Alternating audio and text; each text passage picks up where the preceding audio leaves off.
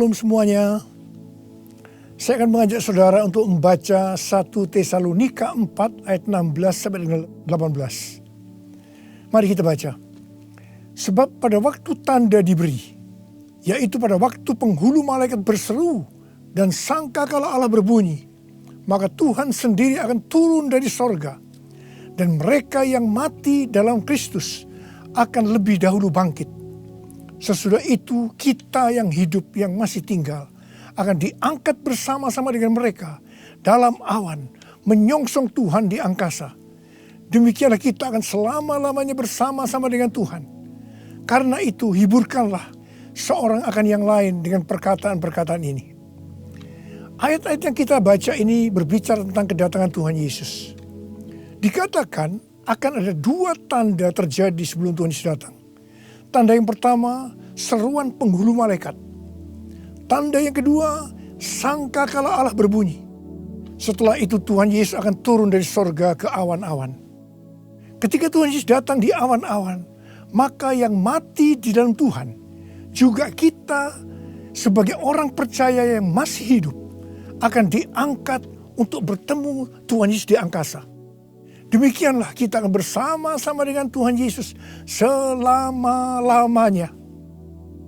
Kata diangkat dalam 1 Tesalonika 4 ayat 17 diambil dari bahasa Yunani harpazo yang memiliki padanan kata dalam bahasa Latin yaitu raptu yang artinya diangkat terbawa atau diangkat ke atas. Peristiwa pengangkatan yang dijelaskan di ayat ini di dalam kitab 1 Korintus 15 menunjuk kepada pengangkatan gereja dari bumi untuk menyongsong Tuhan di angkasa. Yang terangkat adalah umat yang setia dari gereja-gereja Kristus, yaitu mereka yang menjadi serupa dengan gambar Yesus. Artinya yang terangkat adalah murid-murid Tuhan Yesus.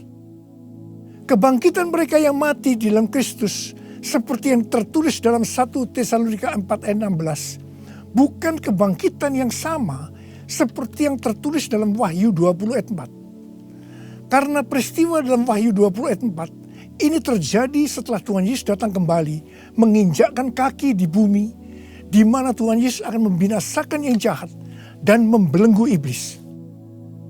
Kebangkitan dalam Wahyu 20 ayat 4 ini berkaitan dengan orang yang mati syahid dalam masa kesengsaraan besar. Seperti yang tertulis dalam 1 Tesalonika 4 ayat 16, di mana orang yang mati di dalam Kristus dibangkitkan.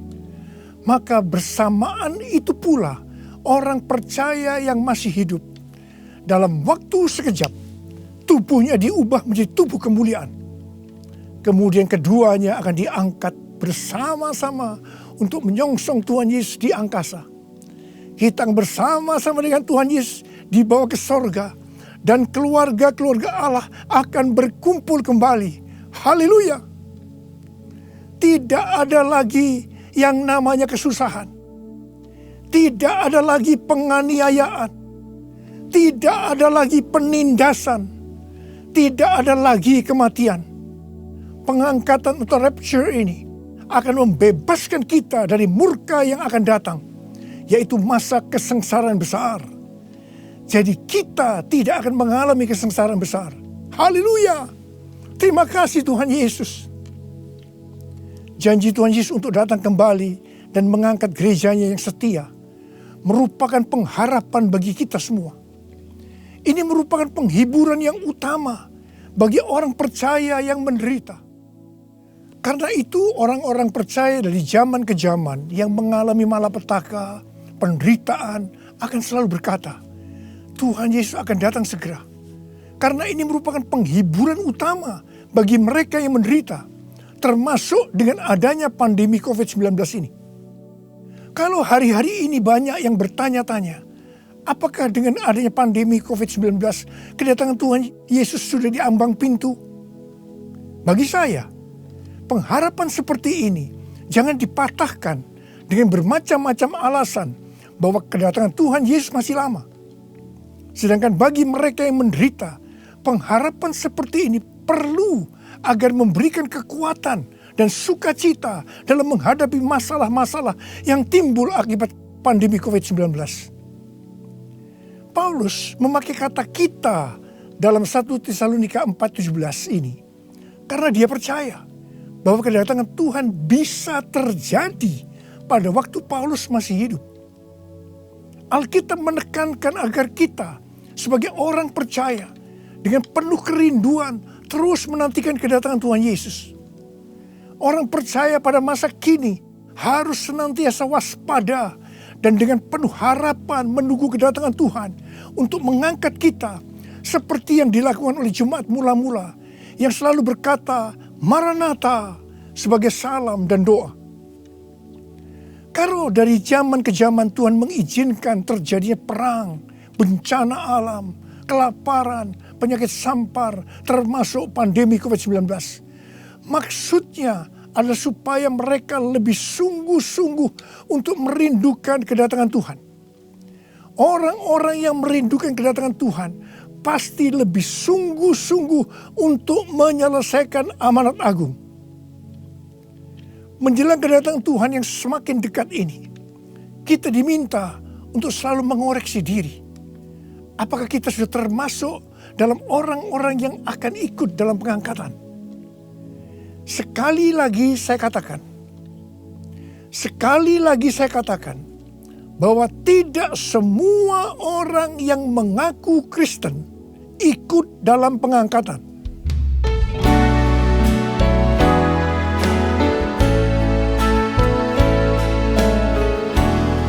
Pujilah aku Tuhan,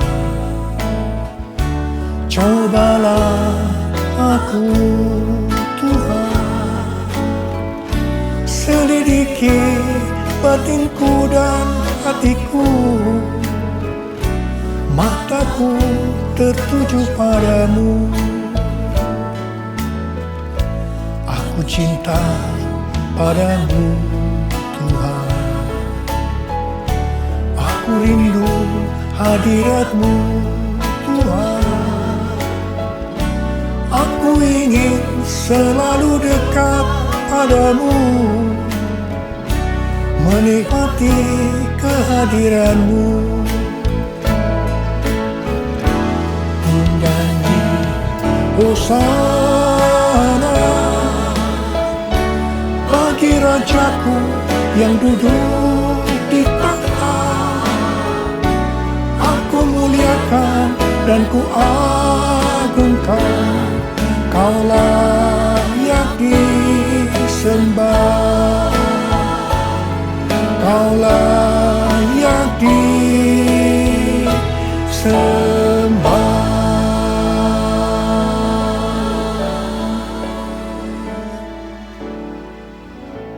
Sesuai dengan perumpamaan Tuhan Yesus tentang seorang penabur benih, maka ada 4 tipe orang Kristen.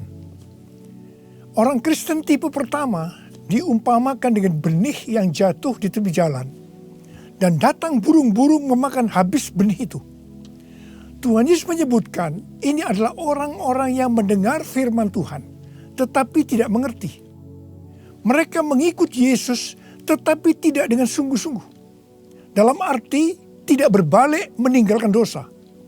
Ini merupakan pertobatan yang tidak sempurna, yaitu pertobatan di mana seseorang mencari pengampunan dosa, tetapi tidak mengalami kelahiran baru. Jadi ini adalah orang Kristen yang tidak lahir baru. Orang Kristen yang duniawi. Orang Kristen yang hidup dalam kedagingan. Ini adalah orang Kristen yang tidak menerima keselamatan. Orang Kristen tipe kedua diumpamakan sebagai benih yang jatuh di tanah yang berbatu-batu, yang tidak banyak tanahnya. Benih itu bisa tumbuh, tetapi setelah kena matahari, dia layu karena tidak berakar. Tuhan Yesus menyebutkan ini adalah orang yang mendengar firman Tuhan, menjadi percaya dan bertumbuh. Mereka sudah lahir baru, tetapi kemudian mereka murtad karena gagal melawan pencobaan. Jadi ini juga merupakan orang Kristen yang kehilangan keselamatan. Orang Kristen tipe ketiga diumpamakan dengan benih yang ditabur di tengah semak duri. Semak duri itu tumbuh bersama-sama dengan benih yang tumbuh. makin lama makin besar dan menghimpit benih itu sampai mati. Jadi tidak sempat berbuah. Tuhan Yesus mengatakan bahwa ini adalah orang-orang yang mendengar firman Tuhan dan bertumbuh. Tetapi dalam pertumbuhan selanjutnya, mereka terhimpit oleh kekhawatiran, tipu daya kekayaan, dan kenikmatan hidup, sehingga mereka tidak berbuah. Tuhan Yesus berkata dalam Yohanes 15 ayat 1 dan 2, "Akulah pokok anggur yang benar, dan Bapakulah pengusahanya. Setiap ranting padaku yang tidak berbuah, dipotongnya. Dan setiap ranting yang berbuah, dibersihkannya, supaya ia lebih banyak berbuah." Ranting yang dipotong akan jatuh ke tanah, lalu menjadi kering, dikumpulkan orang, dan dicampakkan ke dalam api, lalu dibakar.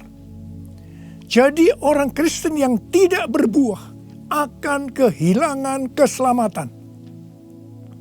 Kitab Wahyu 3 ayat 14 sampai dengan 22 merupakan pesan Tuhan Yesus kepada jemaat di Laodikia. Jemaat di Laodikia adalah jemaat yang kaya secara materi. Mereka berdagang emas, salep mata yang sangat terkenal, dan juga berdagang baju-baju. Dan mereka berkata, "Aku kaya, dan aku telah memperkayakan diriku, dan aku tidak kekurangan apa-apa." Tapi Tuhan Yesus berkata kepada mereka, "Aku tahu segala pekerjaanmu. Engkau tidak dingin dan tidak panas. Alangkah baiknya jika engkau dingin atau panas. Jadi karena engkau suam-suam kuku dan tidak dingin atau panas, aku akan memuntahkan engkau dari mulutku." Jadi, tipu daya kekayaan dan kenikmatan hidup akan membuat orang Kristen menjadi suam-suam kuku dan tidak berbuah. Itu akan dimuntahkan oleh Tuhan Yesus. Artinya, mereka akan kehilangan keselamatan kalau mereka tidak bertobat. 1 Timotius 6 ayat 9 dan 10 berkata, "Tetapi mereka yang ingin kaya terjatuh ke dalam pencobaan, ke dalam jerat, dan ke dalam berbagai-bagai nafsu yang hampa dan yang mencelakakan, yang menenggelamkan manusia ke dalam keruntuhan dan kebinasaan. Karena akar segala kejahatan ialah cinta uang. Sebab oleh memburu uanglah beberapa orang telah menyimpang dari iman dan menyiksa dirinya dengan berbagai-bagai duka. Jadi hati-hati dengan tipu daya kekayaan dan kenikmatan hidup. Karena itu bisa membuat orang kehilangan keselamatan." Orang Kristen tipe keempat diumpamakan dengan benih yang jatuh di tanah yang baik. Benih itu tumbuh dengan suburnya dan berbuah. Tuhan Yesus berkata bahwa ini berbicara tentang orang yang mendengar dan menyambut firman Tuhan, lalu berbuah. Ada yang 30 kali lipat, 60 kali lipat, dan 100 kali lipat. Orang Kristen tipe ini akan menghasilkan buah roh, kasih, sukacita, damai sejahtera, kesabaran, kemurahan, kebaikan, kesetiaan, kelemah lembutan, dan penguasaan diri. Ini adalah karakter Tuhan Yesus. Orang Kristen tipe ini adalah mereka yang menjadi serupa dengan gambar Yesus, yaitu menjadi murid Tuhan Yesus. Saya mau mengajak saudara untuk memeriksa diri kita. Saya termasuk tipe orang Kristen yang mana ya? Apakah orang Kristen tipe yang pertama?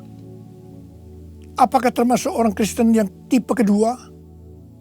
Apakah termasuk orang Kristen tipe yang ketiga? Atau apakah saya termasuk orang Kristen tipe yang keempat?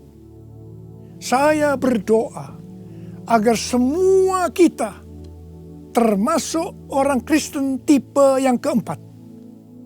Orang Kristen tipe yang keempat ini yang akan melihat Tuhan Yesus datang di awan-awan.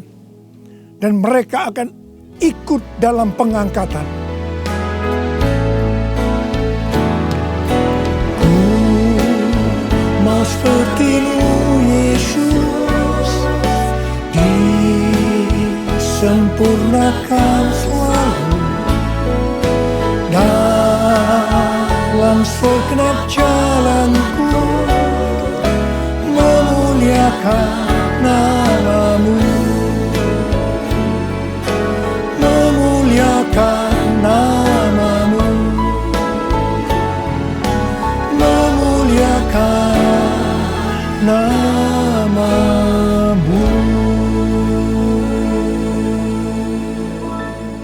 Untuk menjadi serupa dengan gambar Yesus, mereka yang sudah bertobat dan percaya kepada Yesus sebagai Tuhan dan Juru Selamat akan masuk ke dalam proses pengudusan yang dilakukan oleh Roh Kudus dan firman Allah, disertai dengan proses-proses yang kebanyakan menyakitkan bagi kedagingan kita.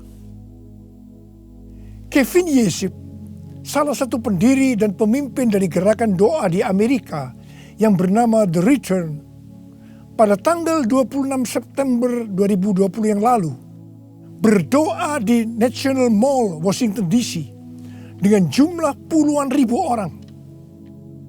Dia mengucapkan terima kasih kepada bangsa Indonesia yang berdoa untuk bangsa-bangsa dan terutama untuk Amerika melalui acara Trumpet Call for All Nation pada tanggal 17 Agustus 2020 dan Trumpet Call to the Nation pada tanggal 11 September 2020. Kevin melihat bahwa apa yang dilakukan oleh Indonesia adalah sebagai pembuka jalan bagi gerakan doa di Amerika yang sedang terjadi hari-hari ini. Kevin Yesip mendapatkan 3 hal untuk Indonesia. Yang pertama, Tuhan sedang membersihkan gerejanya. Yang kedua, Tuhan membawa gerejanya masuk ke tempat perhentian. Dia sebutkan sebagai masa isolasi. Seperti yang terjadi dalam kisah-kisah di Alkitab, bahwa setelah masa isolasi ini, kita akan mendapatkan hal-hal yang baru. Yang ketiga, Tuhan sedang menanamkan iman kepada gerejanya, sehingga tidak ada perasaan takut terhadap apapun juga. Waktu saya mendengar tentang 3 hal ini, saya surprise. Karena persis seperti yang kita alami hari-hari ini, melalui Tuhan menyembunyikan kita barang sesaat lamanya. Saya percaya bahwa ini adalah proses untuk membuat kita menjadi serupa dengan gambar Yesus. Saya percaya setelah proses disembunyikan barang sesaat lamanya ini selesai, kita akan melakukan tugas yang besar untuk menyelesaikan amanat agung Tuhan Yesus dengan kuasa Roh Kudus Pentakosta yang ketiga. Tuhan memberikan tema tahun 2020 sebagai tahun dimensi yang baru dengan 2 ayat emas, yaitu dari 2 Korintus 3 ayat 18 dan Ulangan 28 ayat 13 dan 14. Sesuai dengan kedua ayat emas ini, Tuhan akan memberikan kepada kita dimensi atau ukuran yang baru dalam berkat rohani maupun berkat jasmani. Dimensi yang baru dari berkat jasmani akan mengikuti dimensi baru dari berkat secara rohani. Kalau kita makin serupa dengan gambar Yesus, karena kemuliaan Tuhan yang diberikan kepada kita makin besar, maka berkat jasmani yang akan kita nikmati akan semakin besar. Kita akan menjadi kepala dan bukan ekor. Kita akan tetap naik dan bukan turun.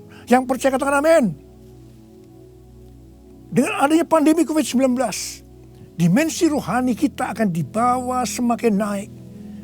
Karena kita semakin diubah menjadi serupa dengan gambarnya. Sehingga seperti janji Tuhan Yesus, maka kita akan tetap dipelihara secara jasmani. Seperti dalam kondisi resesi ekonomi yang merupakan dampak dari pandemi COVID-19.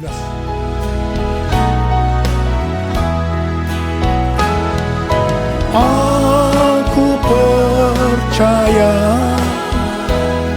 berkat-Mu atasku melimpah, kebajikan, kemurahan selalu mengikutiku. Ku puji, ku sembah Kau Tuhan. Ku puji, ku sembah Kau Tuhan. Ku puji, ku sembah Kau Yesus.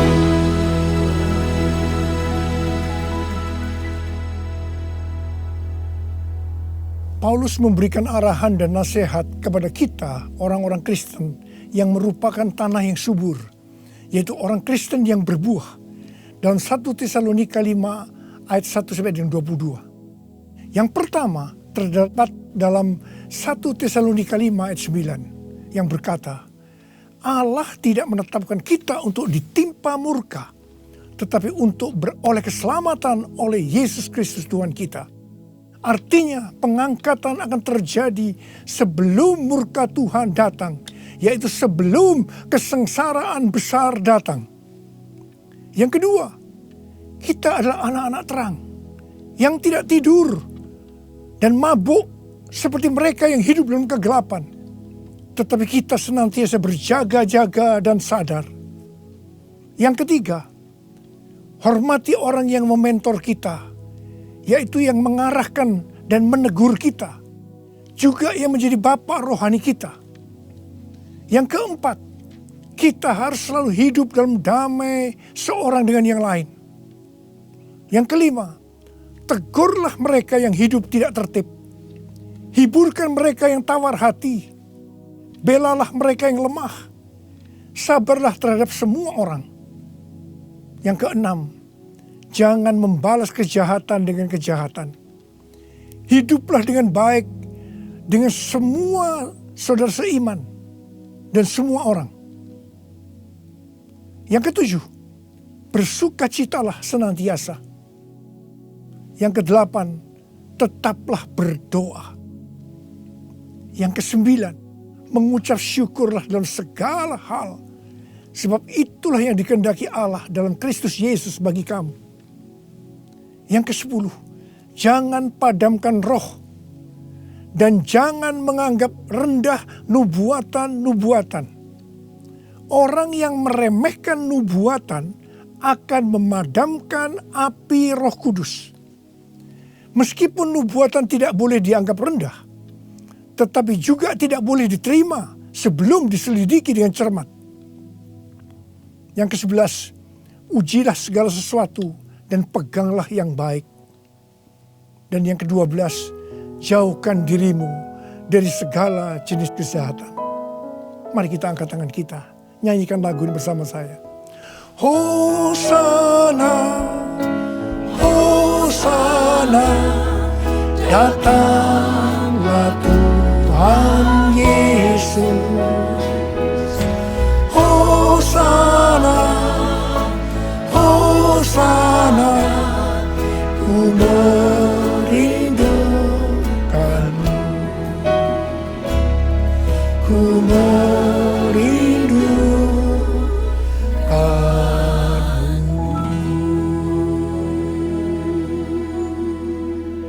Saya berdoa untuk saudara.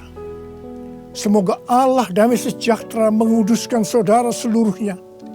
Dan semoga roh, jiwa, dan tubuh saudara terpelihara sempurna dengan tidak bercacat pada kedatangan Yesus Kristus Tuhan kita.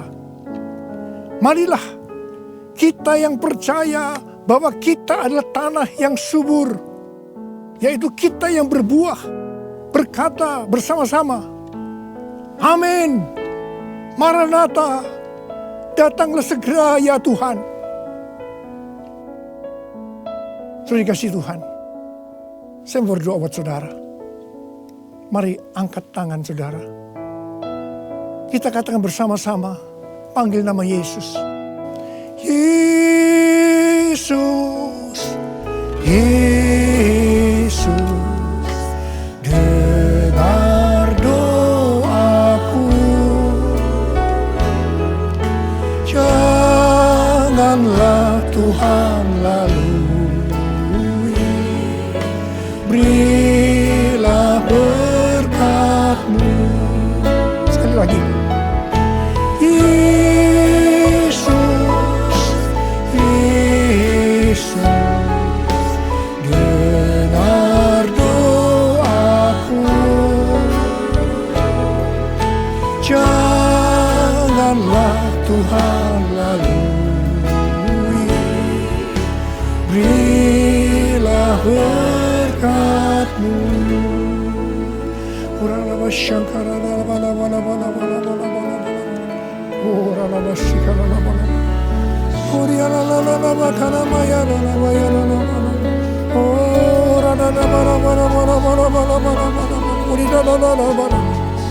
Engkau melihat tangan-tangan yang terangkat, Tuhan.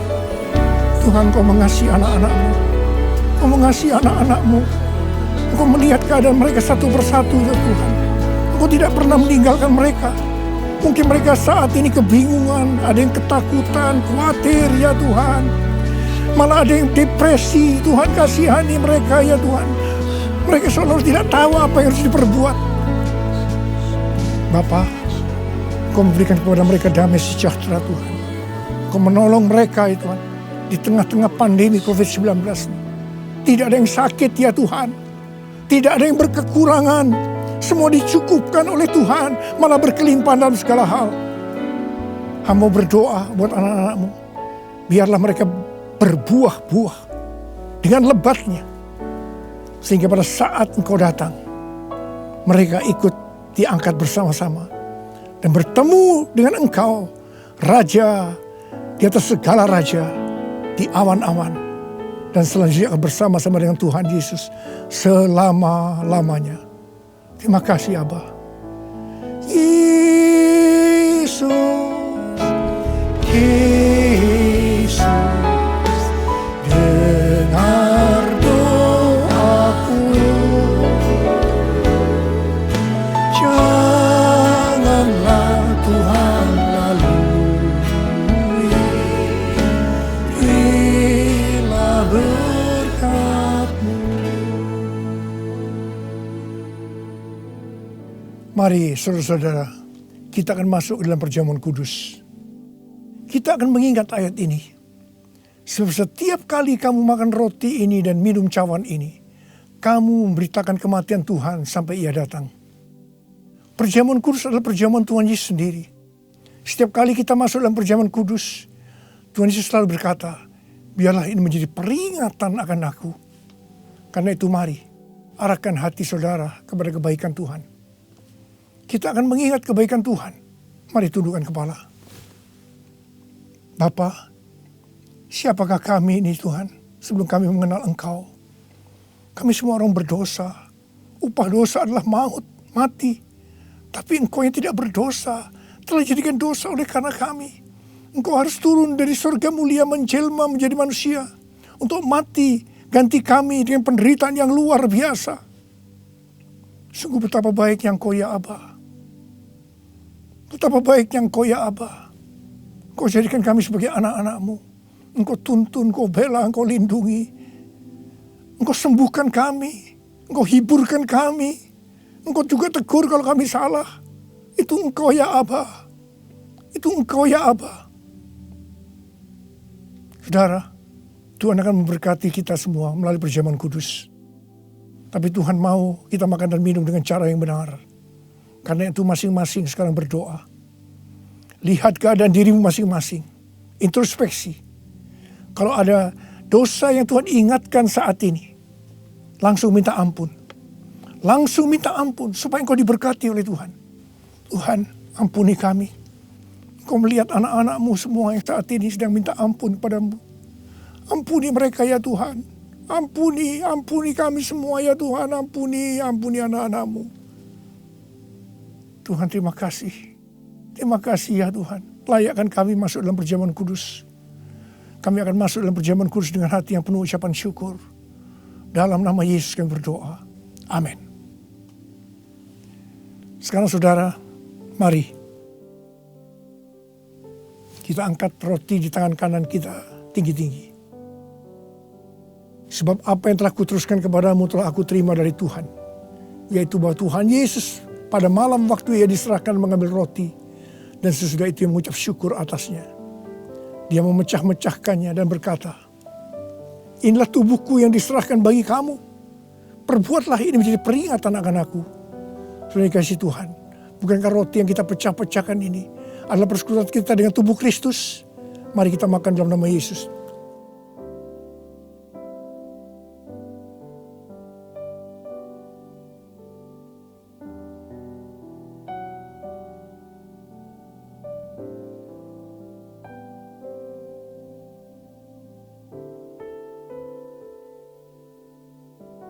Sekarang angkat cawan di tangan kanan saudara tinggi-tinggi. Demikian juga yang mengambil cawan sesudah makan lalu berkata, cawan ini adalah perjanjian baru yang dimeteraikan oleh darahku. Perbuatlah ini setiap kali kamu meminumnya menjadi peringatan akan aku. Setelah dikasih Tuhan. Bukan cawan pengucapan syukur, yang atas kita ucapkan syukur adalah persekutuan kita dengan darah Yesus. Mari kita minum dalam nama Yesus.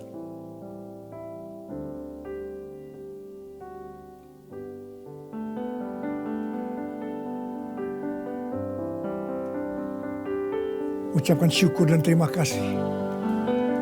Ucapkan syukur dan terima kasih dengan suara. Jangan diam. Katakan, Tuhan terima kasih. Tuhan terima kasih buat kebaikan-Mu ya Tuhan. Terima kasih ya Tuhan. Oh Tuhan, sebab Engkau baik, bahwasanya untuk selama-lamanya kasih setia-Mu ya Tuhan. Oh ya Tuhan. Oh ya Tuhan. Turana masyaallah kana mata karawala. Oh rala bala bala bala bala bala bala bala bala. Oh rala bala. Kau baik ya Tuhan. Kau baik ya Tuhan. Terima kasih, terima kasih. Bahwasanya untuk selama-lamanya kasih setia-Mu ya Tuhan. Ya Tuhan, ya Tuhan, ya Tuhan. Oh terima kasih. Terima kasih. Terima kasih Yesusku. Terima kasih Yesusku. Puji syukur hanya bagi Tuhanku. Terima kasih Yesusku. Terima kasih Yesusku. Puji syukur hanya bagi Tuhan.